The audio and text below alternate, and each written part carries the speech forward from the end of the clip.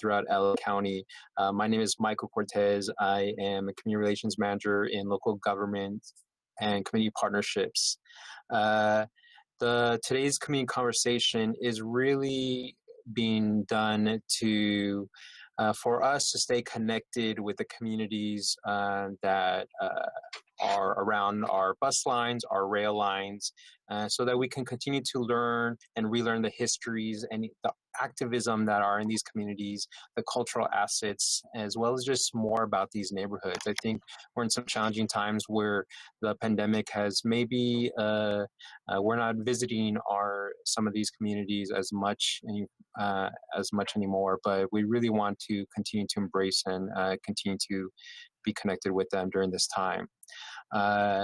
The other thing is Metro wants to provide a platform so that these neighborhoods can share that to a little bit about their communities to all of you today. So we're going to do a little talking, Metro, on our side, and really more listening to this amazing speaker that we have here today from the Chinatown community. So with that said, before I introduce Eugene Moy, we're so humbled and honored to have him here today and provide you a little bit more information about Chinatown and why he loves Chinatown. I just want Christina to walk us through just kind of like some logistics. Christina, I guess Eugene, next slide. Thanks, Eugene and Michael. So yeah, welcome everybody. Just in case anybody's not familiar with the Life Size platform, just want to let folks know how today will work. So when after Eugene's finished sharing his insights and history and stories, there will be time for Q&A. And the way that we recommend you doing it, if you're joining us on the platform online right now, because I know some folks are just calling in, there should be a raise your hand button. If you hover at the bottom of your screen, it looks like a hand. So you would just press that and I will see you and everyone will be able to see you have raised your hand and you will be added to our queue. And then I will go one by one unmuting you when it's your time to speak and with Eugene or ask your question. And I'll announce your name or however you appear on the participant list. And then if you're joining by phone only, you are still able, and please participate. You can email me at harringtonc@metro.net. That's HARRIN as in Nancy, GTON as in Nancy, C as in cat at metro.net. Or you can text me on my cell phone, 213-326-1787. Just let me know you want to ask a question or talk about something with Eugene. Give me the last 4 digits of your phone number. And then again, I will announce the last 4 digits of your number and unmute you at that time when it's your turn. So we'll repeat this again when it's time, but just want to let everyone know how today will work. Thank you. Thanks, Christina. And so after Eugene's presentation, we really want to have this as an open dialogue. So please feel free to ask your questions. This is the moment to engage the Chinatown community through Eugene. And he may not have all the answers, but we really want to make this interactive after his presentation. So before Eugene speaks, I did ask him to provide me a bio of himself, and this is how humble Eugene is it was really short. So Eugene Moy is a native of Los Angeles and retired after working for public agencies in LA County in planning and economic development. He's a longtime member of the Chinese American Museum and the Chinese Historical Society, and today he's happy to share his town with you. So enough, Eugene, I now turn it over to you. Great. Thank you, everyone, for joining in, and hopefully I will be able to share a little bit of our community. Michael and Metro staff were kind enough to invite me to share and talk a little bit about community. But one of the things that I always am aware of is that you can't talk about the current conditions without really knowing a little bit about our past. And so bear with me. I'm going to share with you some Chinese American and Chinatown History. And I'm going to move very fast. As Michael mentioned, I'm a member of a couple of organizations that have a strong interest in our community history. You can come to our websites and to our programs for more information. This is kind of an introduction. And then following my fast presentation, there are a lot of images, but following the presentation, you'll have a chance to ask questions and we can talk and have a conversation. Anyway, real quickly, this is our Chinatown, or my Chinatown, everyone's Chinatown. First question is, why do they exist? Well, a long time ago, China and its residents decided to look over the ocean, look across and see what they could see. So did the Europeans. And over time, connections were made. The Europeans explored the Caribbean. Trade routes were established. Many Chinese, Filipinos, Southeast Asians, Pacific Islanders traveled aboard some of these ships that traveled around the world to Europe and Africa and South America. And over time, many Chinese and others, and many of these are identified as Chinos. There's a little uncertainty as to what a Chino might be. It could be Chinese, could be Filipino, could be any number of ethnicities from Asia. Anyway, regardless, the Chinese show up being specifically mentioned. So in 1635, you have the Chinese in Mexico City, definitely having a presence, a commercial presence. In 1788, Captain John Meares, who was actually Portuguese, landed on Vancouver Island with a crew of 70 Chinese who built a village with several buildings and also built the first ship built by non-indigenous peoples on the West Coast, on the Pacific coast of North America. And what is significant about 1788? That's the year that the US Constitution was adopted. So while the 13 colonies were still trying to figure out how to govern themselves, here we have Chinese landing on the coast of North America. Chinese were also in the New Spain settlements of North America, in California in particular. In Monterey, Chinese were baptized as Christians at Carmel Mission.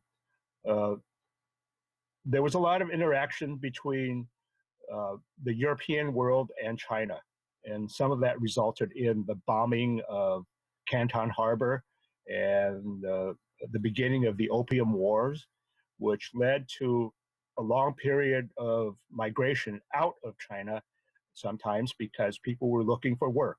And as the European powers freed the African slaves in the Caribbean and in other regions, there was a great need for replacement labor, and Chinese, Indians, and other Southeast Asians served to fill that gap. So you can see Chinese being in the Isle of Bourbon, which is in the Indian Ocean, in Cuba, Peru, Hawaii, Trinidad, and Jamaica, and Panama, and so on. In Peru, particular, there were many Chinese who migrated to help shovel the mountains actually of guano, seabird guano that were used to make fertilizer. So Chinese served as virtual slaves. If they were not actually in bondage, they were indentured servants, or some may have come independently. Some came aboard the ships. So we had many Chinese already in contact with America. And in the US, there were early Chinese who arrived in the East Coast, sometimes through the work of missionaries. We had actually the first Chinese graduate, college graduate, was Young Wing from Yale College in 1854. In the middle of the screen there, 1850, the first Chinese were recorded in Los Angeles. They showed up on the US Census of 1850. Here's an image of Young Wing and the Chinese Educational Mission. Anyway, What really brought many Chinese over here was the California gold rush. Uh, there were people who were trying to find economic opportunity. There were many resources to be taken advantage of. There was a lot of fish off the coast. Entire families migrated over here, in fact. And if Munson Kwok should be listening, his whole family came over here sometime in the 1850s to Monterey, and he's still trying to find the documentation on that. But it's definitely part of his family folklore. And I'm going to use the word family a few times, more than once, and I think that's going to be a theme that we'll go back to a little bit later. Many Chinese worked in many different areas of industry, in lumber, in timbering, working in fishing, as I mentioned. A lot of product was shipped and sent back to China or to the growing Chinese settlements in California and the West. And there were many settlements that came to be established in the West, from Santa Barbara to Ventura. There were Chinatowns in San Diego, up and down the coast in Portland, Seattle, and so on. Now, the greatest area of notoriety for Chinese migrants was in the construction of railroads. But that era was relatively short-lived, actually. Many Chinese did work through hardship, through a tough environment. And by the way, sometimes people asked, were Chinese at the final track laying ceremony? Well, there are two parts to that. The champagne picture that you often see with the crowd of men in top hats didn't have any Chinese in it, but there were other images that were taken that definitely included Chinese. And this was a photo taken by a well-known photographer that definitely shows Chinese at the laying of the final track or final rail. Many other rail lines were constructed, because LA, Los Angeles, was pretty isolated. So the Southern Pacific, which was the successor to the Central Pacific, ended up constructing rail lines to Southern California, including digging through the San Fernando Pass. The San Fernando Tunnel, which was 1.25 miles long, completed in 1876, is still used by Metro Rail, Metro Link. So if you ever take the train from LA to Santa Clarita, you go through that tunnel, and you have to one needs to kind of think about the labor that was involved in building that. It was Chinese labor, thousands of Chinese who dug that tunnel in 1876. Anyway, it's still being used. And by the way, the Chinese Historical Society is installing a plaque. We've paid for it. And it will be installed at the north end of the tunnel at William S. Hart Park. Anyway, many other railroads were built. Some people will ask, well, what railroads or where did your grandfather or great-grandfather or great-great-grandfather work on? No one knows, really, because the records for the employment records or the payroll records for some of these railroads is pretty spotty. I know that I can tell you that my own grandfather was in northern Montana, in Helena and in Havre, and the Great Northern happens to run through Havre. How he got there, how my grandfather got there, we don't know. We do know that eventually he owned 2 laundries in Montana. So many Chinese found other opportunities, of course. Once many of the rail lines were completed, there were abundant opportunities that were created for land development. I'm going to zip right through this because I'm not going to bore all of you with history. That's what you come to our website and you come to our meetings for. But Chinese built many of the waterworks and the water improvements like dams and irrigation channels that supplied the new farmlands that were being developed. So you have inexpensive land, fruit lands here, as you can see from this.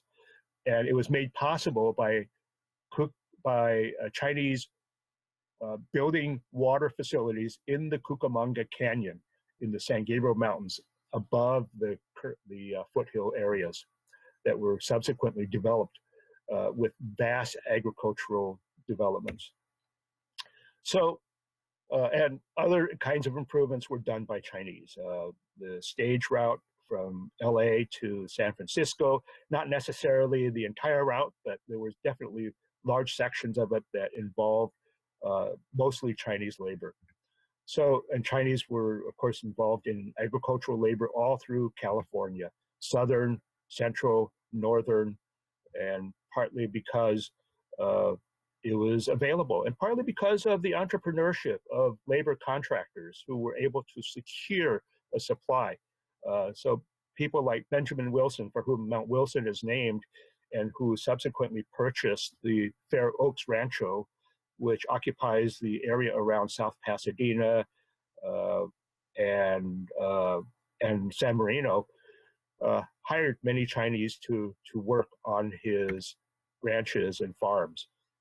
So Chinese were an important presence in Southern California in agricultural labor, in factory labor, but many individuals also decided that they didn't want to work so hard, or maybe they didn't want to labor out in the hot sun.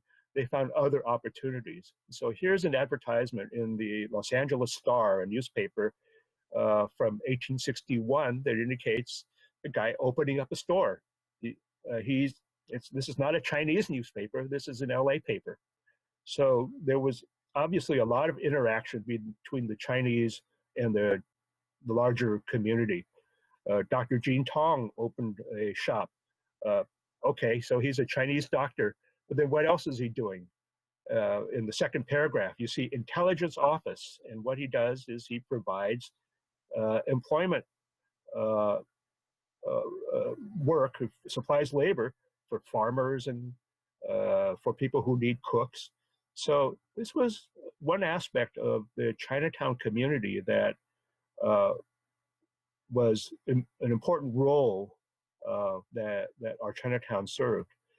The Chinatown in Los Angeles developed just south of the old plaza, the birthplace of Los Angeles, we know as Alvera Street, but the old plaza was encircled by a number of adobe buildings, including buildings like these that were occupied by Chinese.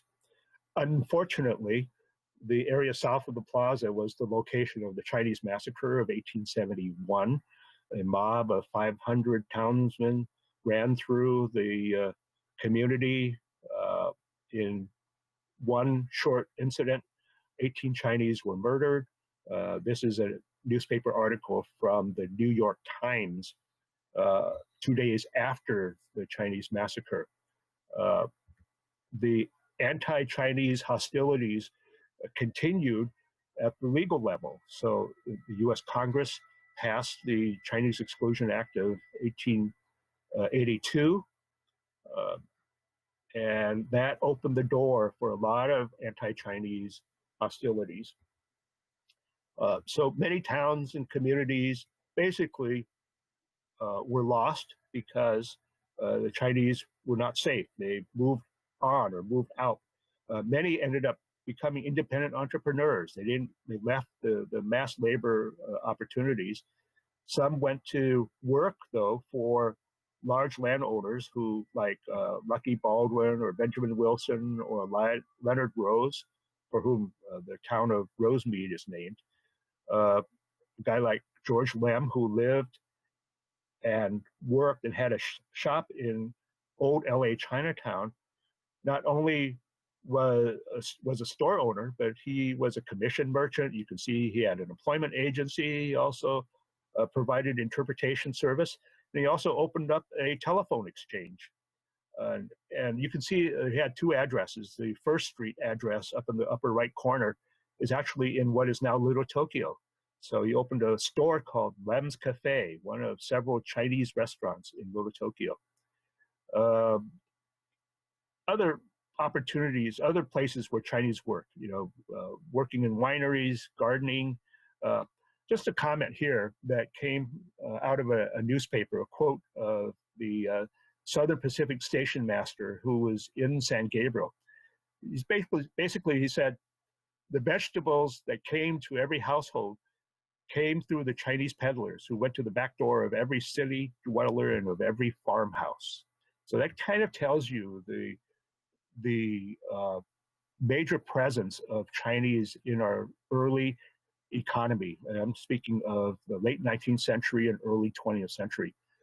Sarah Bixby Smith, who wrote Adobe Days, reminiscing about her early life on Bunker Hill and in Long Beach, where her uncle had a ranch, the Rancho Los Cerritos.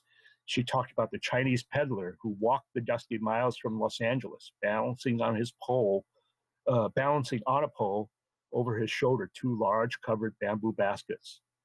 So familiar to the early Californian. So basically, it tells you about almost the virtual omnipresence of early Chinese in California's development. People had servants, had cooks, workers. The story of Hop Sing and Bonanza is not a surprise. It's actually very accurate. So Chinese worked in many capacities, worked in hotels. So there were obviously many reasons why Chinese came here: war and conflict and bad weather, starvation. Those are great incentives for migrating and for immigrating. And also because the colonial powers, the Western powers, carved up China. So you had the British, the Germans, the French, the English, the Americans. Was not a happy place for Chinese to be. So they basically migrated outward, whether it's to Southeast Asia, across the Pacific, or over into Europe even. So Chinese continued to migrate. The opportunities were sometimes held back, though, because of exclusion. On Angel Island in San Francisco Bay, an immigration station was formed to process the new immigrants who came over. Sometimes young men and boys would have to be sanitized or disinfected, as you can see here, from this certificate. So every new immigrant would sometimes have to go through this process. They would sleep in bunks. There were women and children who came also. My grandfather came through Seattle, so he didn't go through Angel Island, but this is an immigration document that verifies where he lived in Seattle, but he also had his business in Montana. My grandfather and other Chinese had to have an ID card. This ID card shows my uncle too, his number 2 son, who came in 1915 when he was 15 years old. So there were a lot of opportunities for business people. And this is where a lot of people in old LA Chinatown succeeded. This family is the Suhu family who lived in a little house here, but they had a business. One of the little boys standing there is Peter Suhu Sr., who later founded New Chinatown. His grandson, by the way, John Suhu, is the current official photographer for the LA Dodgers and for several sports teams. John gave a talk to the Chinese Historical Society several years ago. And also I should mention that Peter Suhu's great-granddaughter is about to join the board of the Chinese Historical Society. So we're looking forward to having her participation. But here's another family that has been here, that has been involved in the growth and development of the Chinatown community, and they're still involved today. So how LA can you get but than the LA Dodgers, right? So early Chinese were active in developing businesses. The Lugo House came to be occupied by St. Vincent's College for Boys, which ultimately transformed into Loyola College and Loyola University. Herbalists, restaurants, first Chinese Methodist Episcopal mission was established in Old Chinatown. Athletic teams were created. But Unfortunately, the city of LA and the railroads wanted a new train station. So you can see looming in the background the tower, the clock tower for Union Station. And that started the dislocation and the destruction of much of old Chinatown. The FC On building in the foreground, by the way, in the center, was one of the locations owned by Fong Si of on Gold Mountain fame. His great, maybe great granddaughter, currently operates the F Sui One company in Pasadena, one of the final successor store to that legacy. Anyway, so our families are still around, whether it's 2, 3, 4, 5 generations. There are a lot of people around. The new Chinatown that was created as a result of displacement was very successful. The Grand Star restaurant was owned by the Kwan brothers, the Kwan family, who relocated from Old Chinatown. The KG Louis family has been operating here in New Chinatown since its opening in 1938. It's still open today. Another Suhu family, Walter Suhu, the boy standing on the left in front, still operates his Phoenix Import store in the Central Plaza. The Hall family, which developed the Golden Pagoda restaurant, is still around, and we're looking at possible new tenants in the old Golden Pagoda restaurant, which later became the Hop Louis. So there's architecture, there's art, there's a lot to be appreciative of. That's why I love our Chinatown so much. The Methodist Episcopal Mission became the first Chinese Methodist church. The Kongchao Temple is in the upstairs of the Kongchao Association building. The Chinese American Citizens Alliance, which was actually in the old Garnier building on Los Angeles Street, relocated to Chinatown in the mid-50s. One of the oldest civil rights organizations in the country. The headquarters is in San Francisco. The Los Angeles Lodge was established in 1912. And the Alliance is very active in current community affairs. So many of the organizations in Chinatown moved over. And by the way, this is the first Chinese Baptist church. So if I had lots of time, I would be able to give you a 3 or 4 hour walking tour of Chinatown and show you a lot of these locations. But I'm going to roll through some of this to get to some of the things that we're talking about today. However, this is the first Chinese Baptist church on Yale Street, where my parents were both baptized years ago.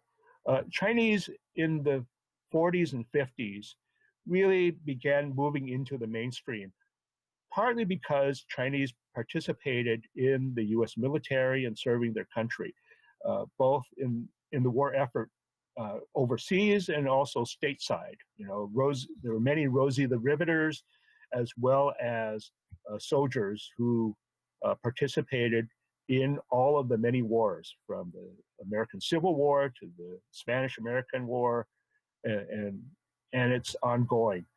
Some things changed. The Exclusion Act was repealed in 1943, but there were very strict quotas and not relaxed until the 1960s. So post-65, we saw some change in our Chinatown community. There were many who left China or Southeast Asia for other countries. We began seeing people coming from China, but China is a big place, and a lot of the early Chinese came from the southeast coast of China, which is in the pink, from the provinces of Fujian and Guangdong. But many of the Chinese, with the various civil wars in China over the centuries, migrated to places like Taiwan, to Japan and Korea, to Vietnam and other places. And now what we're seeing is a secondary and tertiary migration of people. And what happened with the opening of the quotas in the 60s was that oftentimes it was the opportunity for many of us to bring our families over. So we brought over my aunt and uncle who were living in Hong Kong. Other relatives, friends brought over their families who were in Vietnam. And So that heralded a change in our Chinatown community in the 1960s and 1970s. We began to see more activities, cultural activities, festivals in Chinatown. The Firecracker 10K run, I don't know if you can see here. Let me stand up. There's my t-shirt for the Firecracker 10K run. Anyway, this is one of the great events of the community every year in the early spring, late winter time, and usually around the time of Chinese New Year. So we have other athletic activities. The marathon used to come through. A lot of community development occurred. New temples were built. There are Chinese New Year activities in Chinatown, just all inspiring to see some of the participants in many of these New Year activities and programs. But what I like about Chinatown is really the street scene, the street activities, what's going on in daily life. You can do your shopping on the sidewalk. You can go to one of many plazas. You can shop to your heart's delight and negotiate and barter. There are many reminders of our cultural and spiritual heritage. There are educational facilities in Chinatown. Castlear Elementary School was built in 1882, so it's more than a century old, more like 140 years old. Next door, whoops, I'm missing a slide. Anyway, we have a lot of seniors who live in the community. We have a public library. Chinatown Branch Library is the third highest circulating branch in the LA public library system. New parks are being developed in Chinatown. And so, yeah, here, we have a lot of friends and family involved in the community. People hang out at the local park at Alpine Recreation Center for exercise, for social activities. There's a lot of street activity. This is what belonged next to the Castlear School image. But next door to Castlear School is a preschool, an early education center.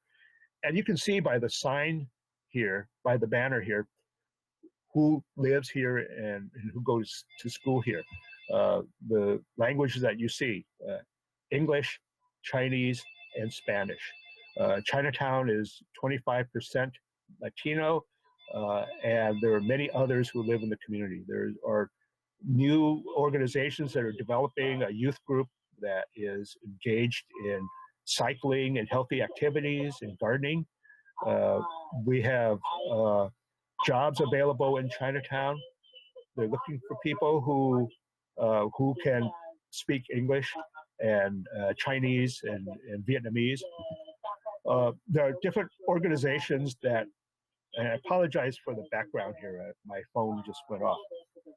Anyway, the Chinese Consolidated Benevolent Association has been around for more than 100 years, and they have regular programs. Just want to quickly talk to you about my own family. My dad came to LA in the early 30s. He actually entered through Seattle in 1929. The Depression hit. He rode the rails with his brother, my uncle, to LA. Ended up working as a produce worker, working as a houseboy. He attended USC in architecture for a little while, but there are many other friends and family who lived here. Fred Gong lived across the street from Castlear School, but he was also a World War II veteran, a bombardier who served our country, an optometrist who lived on, whose shop was on Broadway, served our community also in World War II. Another guy who served in World War II, Dr. Julius Su, a longtime doctor at the French hospital. This guy delivered me. So there's art, culture, entertainment, there's beautiful landscaping, there's music. There are friends who are in business. I'm not going to be able to show all the places I eat at, but one of my favorites is Hop Woo, of course. that has a variety of dishes. But when you look at their menu, you'll see that it's in English, Chinese, and Spanish. The owners are Lupe and his wife Judy, who met in Tijuana. Lupe's grandfather migrated to Mexico more than 100 years ago. Now Lupe has been here in LA for 30 years now, operating the Hot Woo restaurant. But it gives you an idea of how families have migrated across the Pacific and then maybe migrated again, worked to find opportunities, and ended up setting down roots here in LA. Another example of a migratory family here. Superior Poultry was owned by Mike Frontino, Italian-American from the community for many years, for 50 years actually. When he retired, he sold it to the Wong family, who migrated here from Colombia. So having the ability to speak Spanish is a great plus, because 50% of the business of this store is from the Latino community. And this is in Chinatown. So more about families and how they have contributed to Los Angeles. The Chinese Historical Society was founded in 1975. We basically have tried to not only honor, but recognize the role of Chinese in this great multicultural community of Los Angeles.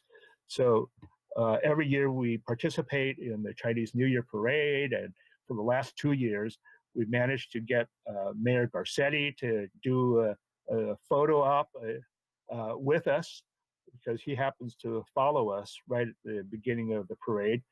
A couple of our past presidents, Ken Chan on the left, whose father founded Phoenix Bakery, and on the right, Cy Wong. And now people will ask sometimes, what? Cy Wong, did you say? Well, remember I mentioned earlier that Chinese migrated to the Caribbean, places like Jamaica or Cuba. Well, Cy's great-grandfather migrated from Cuba, first China to Cuba, then from Cuba to the South. And over the years, the family became a combination of African-American and Choctaw. So he was always proud of his heritage. He retired. Cy, unfortunately, passed last Thanksgiving. And of course, I really do miss him. But he was our leader for a number of years in LA. Anyway, Historical Society publishes. We honor the pioneers of our history. In our history, Tai Sing was the mountain chef who really was partly responsible for the creation of the National Park Service. If you saw episode 5 of the National Parks documentary that was been broadcast on PBS, you'll hear about Tai Sing and how he served the many important political leaders that led to the Congress passing the National Park Service Act. So every year, the Historical Society goes on a journey to Yosemite to celebrate the Chinese American heritage of the mountains. We also participate and advocate for the preservation of history in different other ways. An archaeological site in Riverside, Chinatown, has been threatened a couple of times over the years. Right now, the city council has a plan before them to preserve that site through the creation of a heritage park that hopefully will protect the archaeological resources on the site. In Rancho Cucamonga, we have the last structure of all of the Inland Empire Chinatowns. A few years ago, it was recognized as among America's 13 most endangered places. So Chinese American Museum was founded in the 80s, and it occupies the historic Garnier building. We have exhibits in this building. It's a city museum, LA City Museum. We're just south of the Old Plaza. There are exhibits that document what life was like in old Chinatown. We tell the stories. There are festivals for young people to be involved in. We have exhibitions, such as this groundbreaking exhibition, which celebrated the work of Chinese artists from the Caribbean.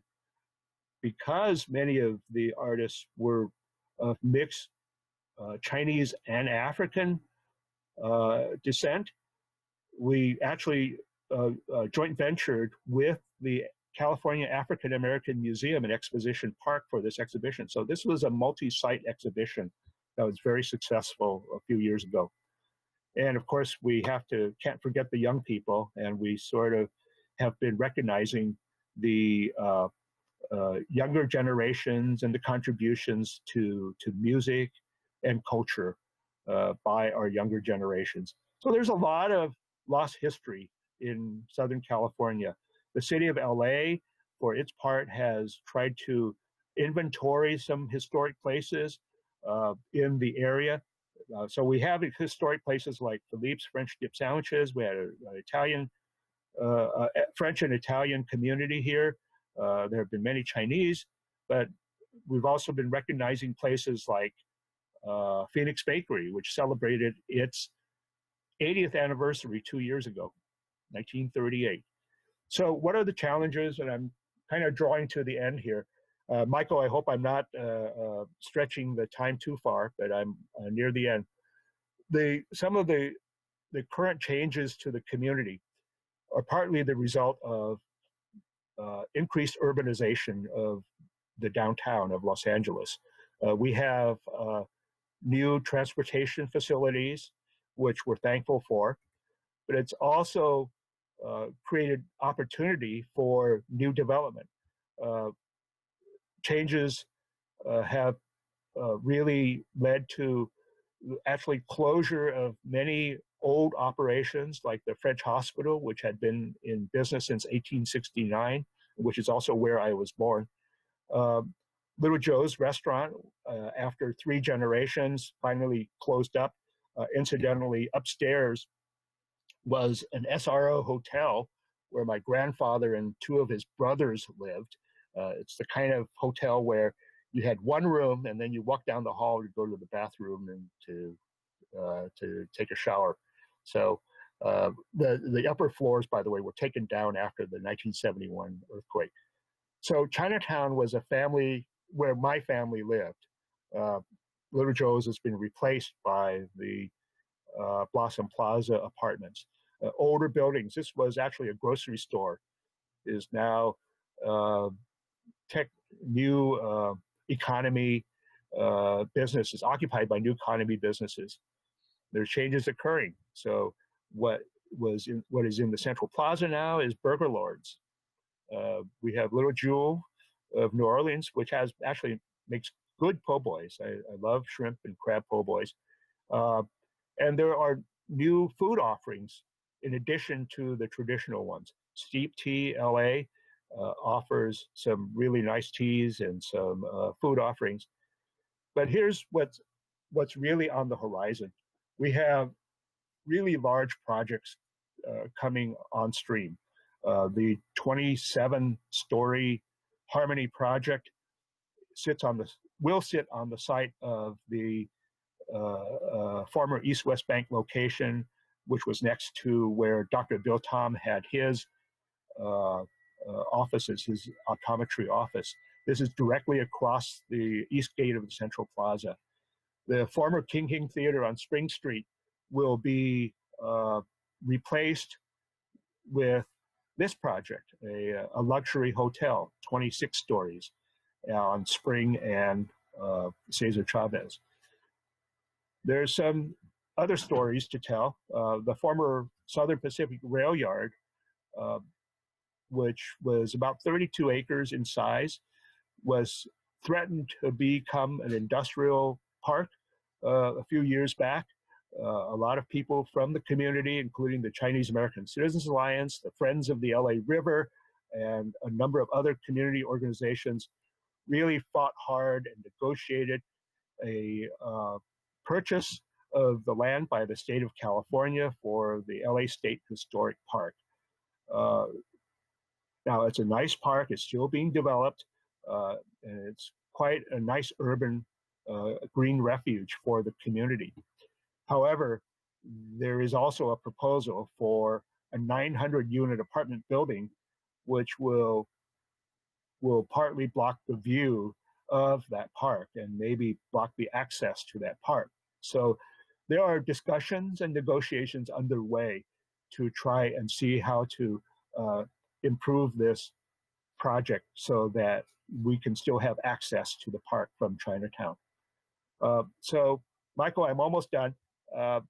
Anyway, what can we do to really help with the future of Chinatown? Well, we do have a neighborhood council. The city of LA has almost 100 neighborhood councils. HCNNC, the Historic Cultural North Neighborhood Council, includes Chinatown, Solano Canyon, the William Mead Homes, and El Pueblo, which includes the Olvera Street area, is really part of the HCNNC. And there are a lot of discussions being held these days. And just yesterday, there was a Planning and Land Use Committee meeting of the HCNNC. There is a news magazine that has been published for the last couple of years, and actually some more volunteers are needed to help with its continued publication, because some of the young people who have been participating in creating this magazine are going to school, moving on, they're getting jobs. There is a committee of the Chinatown Sustainability Dialogue Group that is working to negotiate with the city planning department for the implementation of design guidelines and a community plan that is friendly to the history of our community. There are other community groups like CCED, the Chinatown Community for Equitable Development, which has been monitoring residential displacement and commercial displacement to try and help resolve some of the issues that people are being faced. The economics of the downtown area are really greatly impacting the current face of the community. SICA, Southeast Asian Community Alliance, has been working with youth to do surveys of the community. A couple of other groups are very much involved, and I'm almost done here now. Finally, the community is facing, of course, some unprecedented challenges. COVID-19, of course, has scared a lot of people away, and some of the people in our community have gotten together to really try and do something about it. The Chinatown Service Center, which has been around for several decades now, has and provides family services, health services, small business assistance, and so on, has been organizing efforts and has been receiving contributions from organizations like the Chinese Consolidated Benevolent Association, the CACA. Councilman Gil Cedillo's office has helped provide masks and other supplies. Cafe Bank has been a major contributor. So a lot of people have been coming together to help the seniors and needy families. There's that word again, family, in our community. So we're hoping that we can develop relationships through the current crises that we face, not only COVID-19, but also some current issues like community unrest, community policing, Black Lives Matter. All of these discussions are being held through some of these various organizations. And so, and I know that you're hearing me say final thoughts, but here's almost a final thought here. that immigrants from China have been coming here for centuries. You've seen 400 to 500 years. Been building our economy. Descendants are still around, like me, and our Chinatown has been a part of American history. Just up the street on Broadway from, actually still within Chinatown, is St. Peter's Italian Catholic Church, and you can see the Italian Cultural Center in the background. The parking lot in between has a sculpture in the back of it, and that sculpture was designed by Alberto Biasi. It's entitled "The Immigrants." The inscription there resonates with me, and it's always been something that I've held close to my heart. It says, "The huddled masses came in pursuit of happiness and staked out freedom's claim. Their restless heirs push on mankind's ancestral quest, for peace must yet be won." And this is our community conversation, or at least my one-sided conversation. If you want to learn more about the community, go to the Chinese Historical Society website or to the Chinese American Museum website. If you want to help people who are in need, go to the Chinatown Service Center website. And that's it. Michael, I'm going to turn the podium back to you. And thank you for putting up with me. No, Eugene, you don't even have to apologize. We want to thank you for sharing your story to all of us. I know it's a lot to cover within an hour's time, but to share the story of Chinatown, the Chinese migration, and the folks here. So can't just say enough. We thank you, thank you, thank you. We will share this presentation if Eugene allows it to. If not, the information is Absolutely. here. But great, Absolutely. Thank you. So I just want to let people know that. Okay, we do have some questions. I know time is right now, so for those that can continue on, we want to take some questions from folks on the line. So Christina, I'll let you handle that part. Yeah, and just for folks who joined later, the way that this is going to work is please click the raise your hand button that should be at the bottom of your screen, and then I'll be able to see who's in the queue and I'll unmute you one by one. But if you're joining by the phone only, you can also ask a question by either emailing or texting me. You can text me at 213-326-1787, or you can email me at HARRIN as in Nancy, GTON as in Nancy, C as in cat, at metro.net. Okay, so Holly Hampton, I'm going to unmute you. Jean, thank you for a great presentation. I'm interested in hearing your thoughts, your personal thoughts on the new development that you shared with us that is planned for Chinatown, and the design guidelines you mentioned that the community is also hoping to move forward.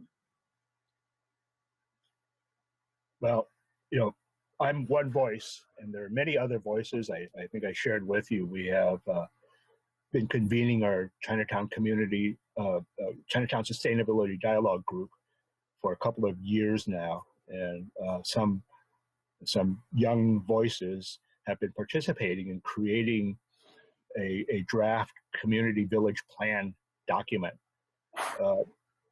Personally, with my background involved in urban planning and economic development, one has to recognize that growth is inevitable. The question is, how can we manage it so that it does not harm the existing fabric of the community? There's going to be change. There's going to be a newer generation coming in. Even for myself, I grew up in South LA and in Inglewood. I'm basically a Southern Californian, but there are many advantages to living in a central location like Chinatown. When I really retire, I'm actually beyond retirement almost, but it would be nice to have a place that I could afford in Chinatown. Right now, the new apartments that have been constructed are costing, let's say, $2,500 for a one-bedroom apartment. I need 2 bedrooms. What if my kid wants to come visit, or if a friend or other relative wants to come? So how can we afford this? It's a big question and there's a displacement also. Rents are going up.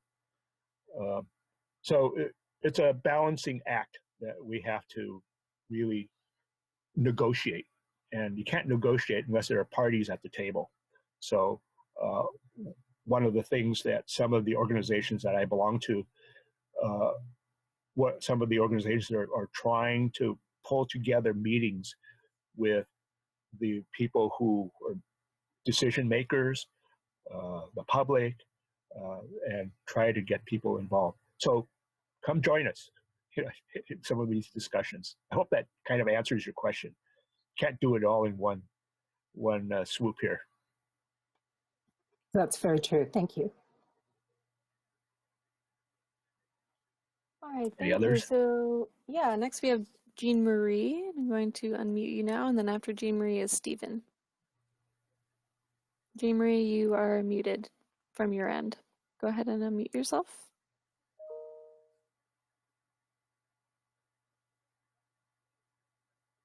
Hello, can you hear me? I can. Oh, well, good.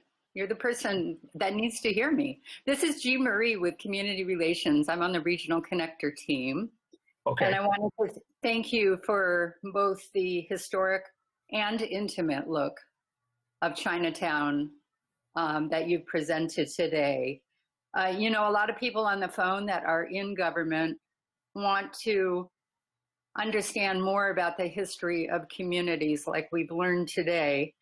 And we understand that historically the relationship between government and communities like Chinatown and Little Tokyo and others has been so negative and so horrific in the early years with things like the Exclusion Act. And so when we enter a community, we wonder what is the perception of government through a contemporary lens? What is the perception of Metro as a transit agency, would you say, in a contemporary lens? Given all that's happened in the past, we're looking for what we can do to better and more deeply serve and to understand what the perception of us is now. Well, that's a lot of good questions, but the short answer is we have to look at a new paradigm for community engagement. A lot of times it's really just not a dialogue, but a face-off between the haves and the have-nots. And one of the necessary steps to take is to start with small community dialogues, and the government has to start listening too. I worked for government for 40 years, and while I tried to be a good public employee, a public servant, oftentimes the elected leadership doesn't always listen.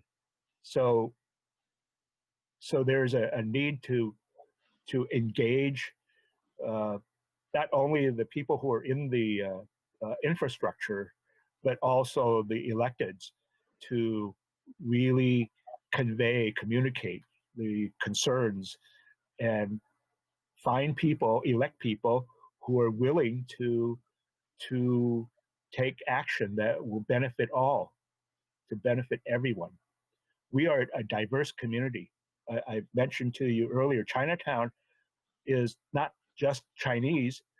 If you look under the surface, what does Chinese mean? You could be from Vietnam, you could be from Taiwan, you could be from South Africa. I know people, Chinese from South. So what we all bring to the table are our perceptions, our ideas, and there needs to be a much more open dialogue in order to get things done. As I said, a new paradigm. Thank you. I hope that helps. Thanks, Jean Marie. So next I'm going to actually read something that somebody texted me who's not able to speak verbally, but Annie Yi, she wanted to say, bravo to Eugene Moy. I always learn so much from you. You are a community treasure. So, Annie is Annie. a past president of the Chinese American Citizens Alliance. Absolutely. Next we have Stephen. I'm going to unmute you now. And you have your, there you go. Great, thank you. Great, thank you. First of all, wow, that was amazing. Thank you so much, sir, for that history lesson. I'm an Asian American Studies major myself, and that was a great refresher, as well as all these new details that I've learned today.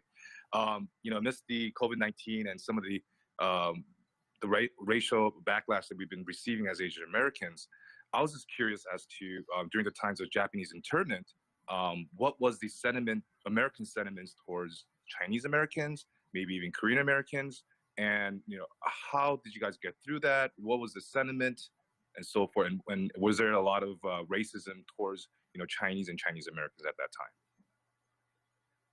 Well, complex questions about community relations is always not, it's not always easy to answer, but I can tell you that from my own firsthand experience is that Chinese Americans and Japanese Americans always got along fine.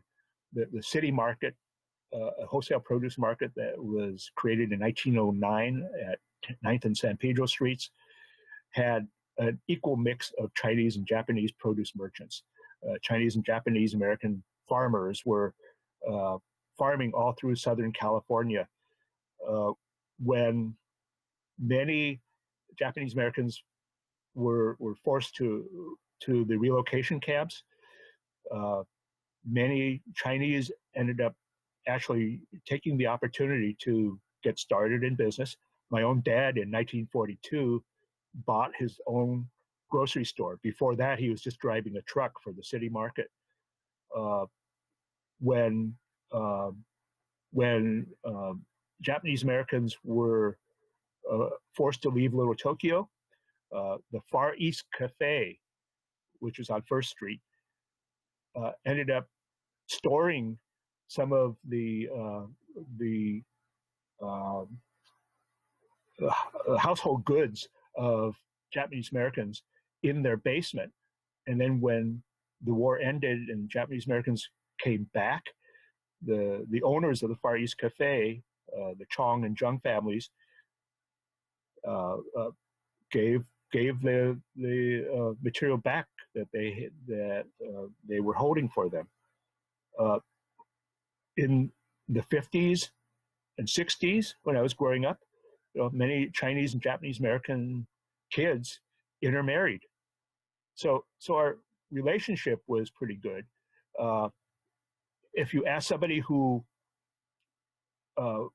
was in China during World War II, you might get a different opinion, obviously, because there was a war over there. But in terms of the communities who were here, I think we all recognize that we were all Americans together. So, yeah, I welcome more conversations with you directly. And by the way, to everyone, as I showed you, I provided our website, and you can always send emails to us, and we'd be happy to respond. Because obviously, in one session today, we're not going to cover everything. So, Stephen, congratulations, and great that you're in Asian American Studies. We have a couple of PhD students who are working with us, doing research and writing. And if you need some assistance, come see us. Great. I think we have one more. Yeah, Eugene, do you have time for one more? I do. Okay, it was texted to me, and they said they're on the line if you need clarification. It's a little long, so bear with me.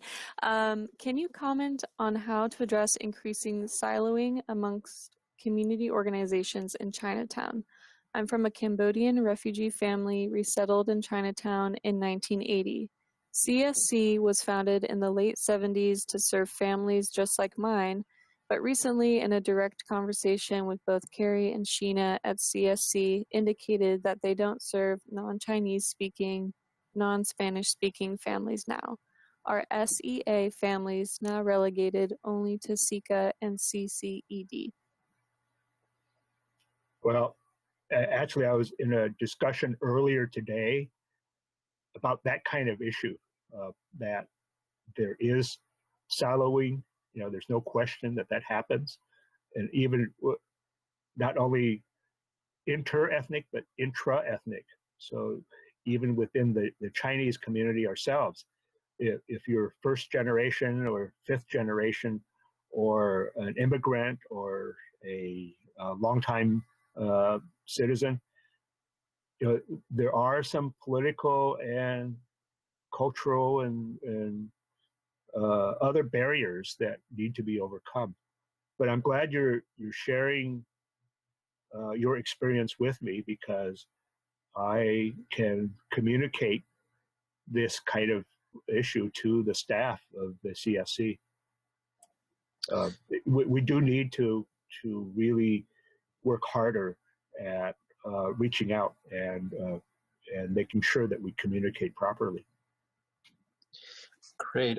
Thanks, Christina. So want to thank Eugene again for your time. If we were all in one room, you would be getting hundreds of claps from people just for your what you've offered us today. And so, like you said, there are opportunities. We hope people continue to engage Eugene through the Historical Society or through Metro, and we're more than happy to share the contact information of Eugene as well. But we're going to be sharing this presentation too. I also want to give a plug-in before we end that if you enjoyed today's community conversation, we're going to be doing this again next 2 weeks from now on July 29th with Little Tokyo. And so we'll be continuing these conversations. And again, we'll be doing this throughout the neighborhoods, throughout the county of LA. So please stick around and continue to look out for these community conversations, because they are important, especially even more so now today. So thank you again, Eugene. Thank you, everyone. Thank you very much, everybody. Have a good day. Thank you, Michael. Bye-bye. Okay, Eugene.